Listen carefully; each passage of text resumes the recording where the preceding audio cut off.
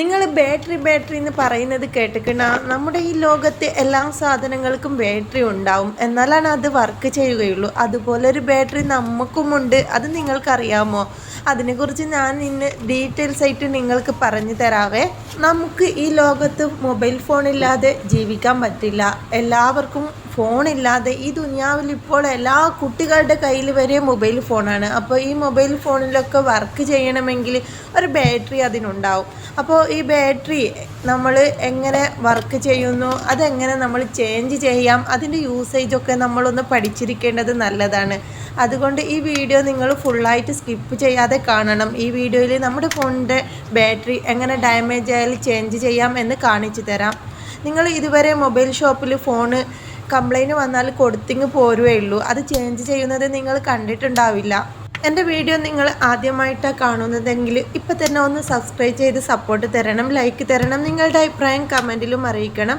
നമ്മൾ നിത്യം ഉപയോഗിക്കുന്ന നമ്മുടെ ഫോൺ ഡാമേജ് ആവാതെ സൂക്ഷിക്കാനും നമ്മുടെ ഫോണിൻ്റെ ബാറ്ററിക്ക് കംപ്ലൈൻറ്റ് വരാതെ സൂക്ഷിക്കാനും നമ്മൾ ശ്രദ്ധിക്കേണ്ട ഏറ്റവും വലിയൊരു കാര്യമാണ് ഫോൺ ചാർജിലിടുന്നത്. ഫുൾ ടൈം ചാർജ് ഉണ്ടായാലും ഇല്ലെങ്കിലും ചാർജിൽ കുത്തിയിടുന്ന ഒരു സ്വഭാവം ചിലർക്കുണ്ടാവും.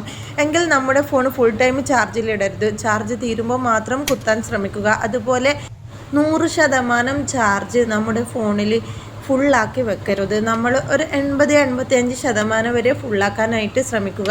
ഓവർ ടൈം നമ്മുടെ ഫോണിൽ ചാർജ് കയറുമ്പോൾ ഫോൺ ഒരുപാട് ചൂടാവാനും ബാറ്ററിക്ക് ഡാമേജ് വരാനും ചാൻസ് ഉണ്ട്. നമ്മുടെ ഫോൺ ഒരുപാട് ചൂടായി നമ്മൾ ഫോൺ യൂസ് ആക്കിയിട്ട് ആ ഒരു ചൂടായ സമയത്ത് കൊണ്ടുപോയിട്ട് നമ്മൾ ചാർജ് കയറ്റാൻ വേണ്ടി ശ്രമിക്കരുത്. അതും നമ്മുടെ ഫോണിൻ്റെ ബാറ്ററിക്ക് കംപ്ലൈൻറ്റ് വരാനും ഒരു കാരണമായേക്കാം. ഇതുപോലെയൊക്കെ ശ്രദ്ധിച്ചാൽ നമ്മുടെ ഫോണിൻ്റെ ബാറ്ററി കംപ്ലൈൻറ്റ് കൂടാതെ നിൽക്കും. എങ്കിൽ നമ്മുടെ ലൈഫിനും ഒരു ബാറ്ററി ഉണ്ട്. നമ്മുടെ ലൈഫിൻ്റെ ബാറ്ററി ഫുൾ ചാർജ് ആയാലേ നമുക്ക് ജീവിതത്തിൽ സക്സസ് ആവാൻ പറ്റുകയുള്ളൂ. നമ്മുടെ ബാറ്ററിക്ക് കംപ്ലൈൻറ്റ് വരുന്നത് നമ്മളാണ് ശ്രദ്ധിക്കേണ്ടത്. നമ്മുടെ ബാറ്ററിക്ക് എപ്പോഴാണ് കംപ്ലൈൻറ്റ് വരിക എന്ന് നിങ്ങൾക്കറിയണ്ടേ? ഉദാഹരണം പറയട്ടെ, നിങ്ങളെ പരിഹസിക്കാനും പുച്ഛിക്കാനും നിങ്ങളുടെ ചുറ്റും ആൾക്കാരുണ്ടാവും. നിങ്ങളെ വേദനിപ്പിക്കാനും ആൾക്കാരുണ്ടാവും. അവരോട് നിങ്ങൾക്ക് ശത്രുത തോന്നിയേക്കാം, നിങ്ങൾക്ക് അവരോട് പക തോന്നിയേക്കാം. അവരോടുള്ള ശത്രുത നിങ്ങളെ മൈൻഡിൽ എപ്പോഴും ഇങ്ങനെ എരിഞ്ഞ് തീരുന്ന തീയായി മാറിയാൽ അത് നിങ്ങളുടെ ജീവിതത്തിനാണ് ബാധിക്കുക. നിങ്ങളുടെ ബാറ്ററി ലോ ആകാൻ അതൊരു കാരണമായേക്കാം. എപ്പോഴും അവരെ നശിപ്പിക്കണം, അവരോട് ശത്രുത തീർക്കണം എന്നുള്ളൊരു ചിന്തയായിരിക്കും. പകരം അവരോട് നിങ്ങൾ ഒരു ചിരിയിൽ ഒതുക്കി അവർക്ക് ക്ഷമിച്ചു കൊടുത്താൽ നിങ്ങൾക്ക് അവരെ അവരുടെ പാട്ടിന് വിട്ട് കഴിഞ്ഞാൽ നിങ്ങളുടെ ജീവിതം സക്സസ് ആകും. കാരണം നിങ്ങൾക്ക് ഓവർ സ്ട്രെസ് ഉണ്ടാവുകയില്ല. നിങ്ങളുടെ മൈൻഡ് എപ്പോഴും കാമമായി തീരും. അതുകൊണ്ട് തന്നെ നിങ്ങൾക്ക് നിങ്ങളുടെ ജീവിതം ഇനിയും ഉയരങ്ങളിൽ എത്താനായിട്ട് ചിന്തിക്കാനുള്ള സമയമുണ്ടാവും. മറ്റുള്ളവരുടെ ദേഷ്യം നമ്മളുടെ രക്തത്തിൽ ഒരു ആളിക്കത്തുന്ന തീയായി മാറരുത്. പകരം അവരുടെ അവഗണന, അവരുടെ പരിഹാസം, അവരുടെ കുത്തിനോവിക്കൽ നമ്മുടെ രക്തത്തിൽ ആളിക്കത്തുന്ന തീയായി മാറണം.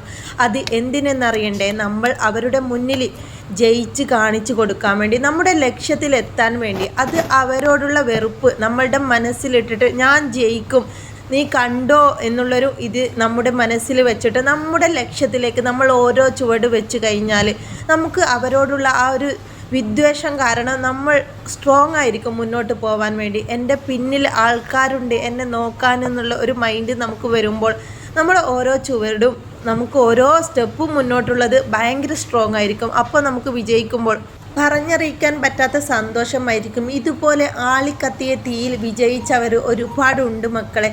അപ്പോൾ നിങ്ങളുടെ ലൈഫ് ഇന്ന് മുതൽ അവർക്ക് വേണ്ടി നിങ്ങളുടെ ജീവിതത്തിലുള്ള ബാറ്ററി ലോ ആക്കാനാണോ തീരുമാനിക്കുക, അതോ ബാറ്ററി ഫുൾ ചാർജ് ആക്കാനോ?